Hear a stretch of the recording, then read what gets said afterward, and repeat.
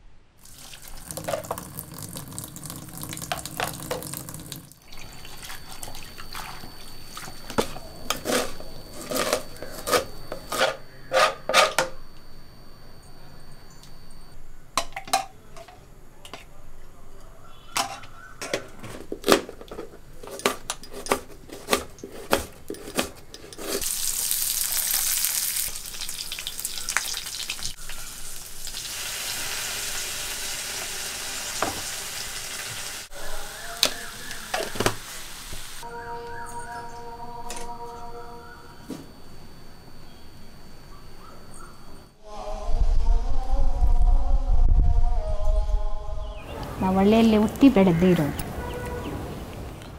ಆನೆಕಲ್ಲು ಅವಳದೇನಿಲ್ಲ. ಹಳ್ಳಿಯ ಮನೆ ಅಂತ ಮಗಳ ಮನೆಗೆ ಬಂದಿರೋದು. ಮಗಳು ಊರಿಂದ ಬಂದು 1 ತಿಂಗಳಾಗಿ. ಆವಾಗಿಂದ ಅಷ್ಟೊಂದು ಸೊಪ್ಪು ಬಗ್ಗೆ ನನಗೇನು ಗೊತ್ತಿರಲಿಲ್ಲ. ಆಮೇಲೆ ಊರಿಗೆ ಹೋಗ್ಬಿಟ್ಟು ಬರ್ತಾಯಿದ್ನಲ್ಲ, ಆವಾಗೆಲ್ಲ ನೋಡಿಕೊಂಡೆ. ಇದ್ರಿಗೆ ಈ ಥರ ಹೇಳ್ತಾರೆ ಹೆಸರು ಅಂತ. ಆವಾಗಿಂದ ಗೊತ್ತು.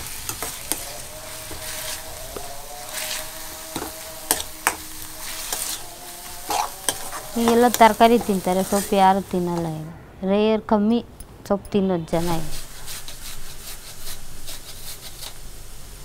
ತಗೊಂಬಂದು ಅಲ್ಲಿ ಮಾತ್ರ ತಿನ್ಬೇಕು, ಫ್ರೀಯಾಗಿ ತಿನ್ಬೋದು. ಇಲ್ಲಿ ಕಾಸು ಕೊಟ್ಟು ತಿನ್ನಬೇಕು.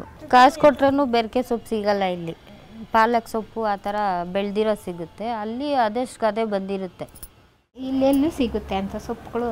ತೋಟ ಇರಬೇಕು. ತೋಟ ಇಲ್ವಲ್ಲ. ತೋಟ ಇದ್ರೆ ತಾನೇ. ಇಲ್ಲಿ ತೋಟ ಎಲ್ಲ ಐತೆ, ಎಲ್ಲ ಮನೆಗಳು.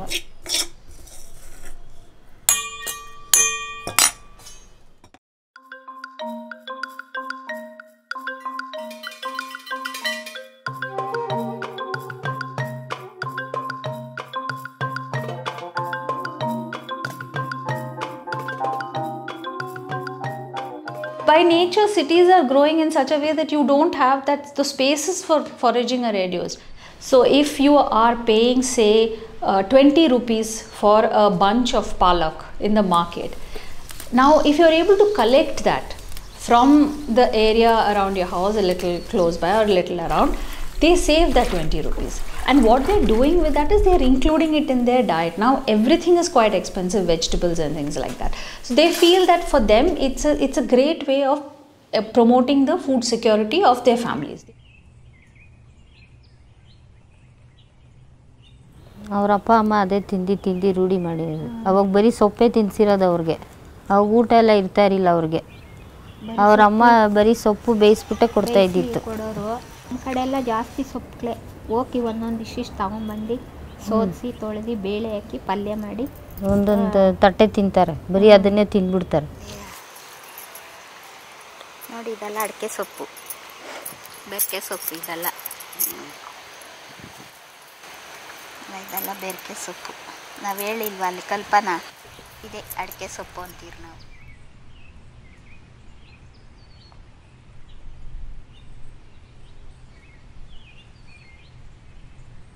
ನಮ್ಮ ಕಡೆ ಹಳೆಯರು ತಿಂತಾರೆ. ಹಳ್ಳಿ ಕಡೆ ಹುಟ್ಟಿರೋರು ಎತ್ತು ಈ ಸೊಪ್ಪು ಏನು ಡೈಲಿ ಸೊಪ್ಪು ಮಾಡ್ತೀಯ ಅಂತಾರೆ. ತರಕಾರಿ ಸಾಂಬಾರೇ ಬೇಕು ಹಂಗೆ.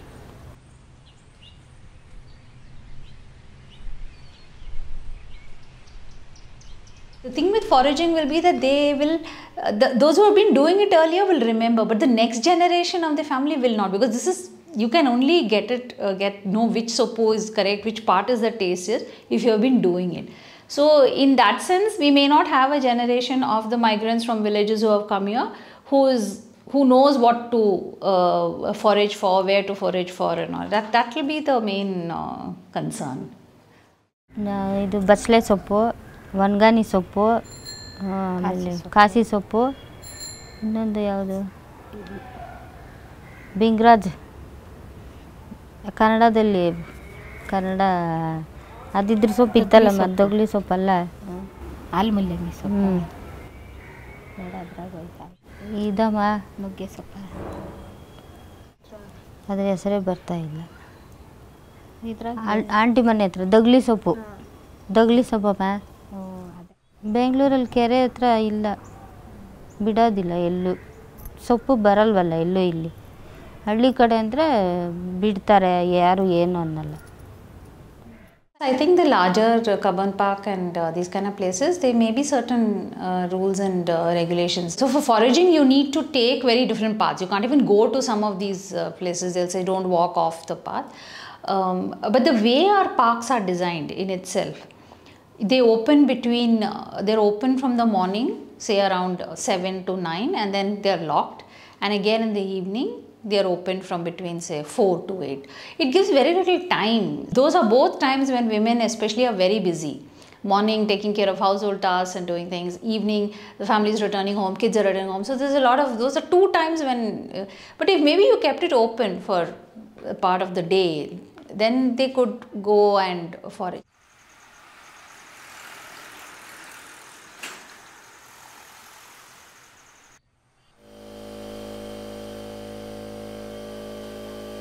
I've figured out that there's a lot of what you call missing ingredients, in search of those forgotten greens and vegetables and things like that. So that led me to also make a project to work with women in the village and to relook into their kitchen gardens and bring that consciousness back again for people who had given up kitchen garden concepts at their houses around the suburbs now.